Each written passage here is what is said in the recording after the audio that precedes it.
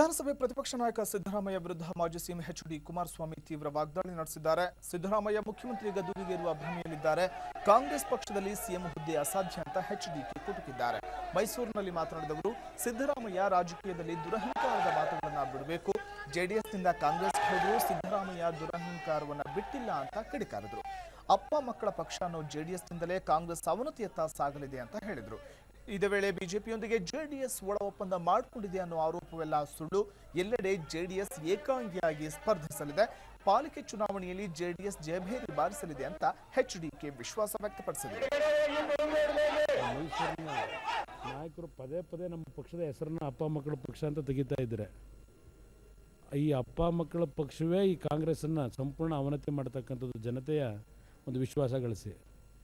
ಇವತ್ತು ನಾನೀಗಾಗಲೇ ಉತ್ತರ ಕರ್ನಾಟಕದ ಹಲವಾರು ಭಾಗದಲ್ಲಿ ಪ್ರವಾಸ ಮಾಡಿ ಬಂದಿದ್ದೇನೆ. ಅದು ದಾವಣಗೆರೆ ಜಿಲ್ಲೆ ಇರ್ಬೋದು, ಹುಬ್ಬಳ್ಳಿ ಧಾರವಾಡ ಇರ್ಬೋದು, ಗದಗ ಜಿಲ್ಲೆ ಇರ್ಬೋದು, ಕೊಪ್ಪಳ ಜಿಲ್ಲೆ ಇರ್ಬೋದು, ಈ ಎಲ್ಲ ಭಾಗದಲ್ಲಿ ಪ್ರವಾಸ ಮಾಡಿದ್ದೇನೆ. ಈ ಬಾರಿ ಎಲ್ಲ ಭಾಗದಲ್ಲೂ ಜೆಡಿಎಸ್ ಪಕ್ಷ ಜನತೆಯ ವಿಶ್ವಾಸದೊಂದಿಗೆ ಮೊದಲನೇ ಸ್ಥಾನಕ್ಕೆ ಬರ್ತಕ್ಕಂಥ ಒಂದು ವಾತಾವರಣ ಇವತ್ತು ನಿರ್ಮಾಣ ಆಗಿದೆ. ಈ ಒಂದು ಚುನಾವಣೆಯಲ್ಲಿ ಯಡಿಯೂರಪ್ಪನವರು ಈ ಪಕ್ಷ ಕಟ್ಟಿರ್ತಕ್ಕಂಥ ಉದ್ದೇಶವೇ ನಾನೀಗಾಗಲೇ ಹಲವಾರು ಬಾರಿ ಹೇಳಿದಂಥ ರೀತಿಯಲ್ಲಿ ಅವರ ಸ್ವಯಂಕೃತ ಅಪರಾಧಗಳನ್ನು ಇವತ್ತು ರಕ್ಷಣೆ ಪಡ್ಕೊಳ್ತಕ್ಕಂಥದ್ದು ಅವರ ಮೂಲ ಉದ್ದೇಶ. ಈ ಪ್ರಾದೇಶಿಕ ಪಕ್ಷ ಅಂತಕ್ಕಂಥದ್ದನ್ನು ಕಟ್ಟಿ ಏನು ಹೊರಟಿದ್ದಾರೆ, ಅವರ ಅಪರಾಧಗಳನ್ನು ರಕ್ಷಣೆ ಪಡ್ಕೊಳ್ತಕ್ಕಂಥದ್ದಕ್ಕೆ ಕಾಂಗ್ರೆಸ್ನ ನಾಯಕರುಗಳ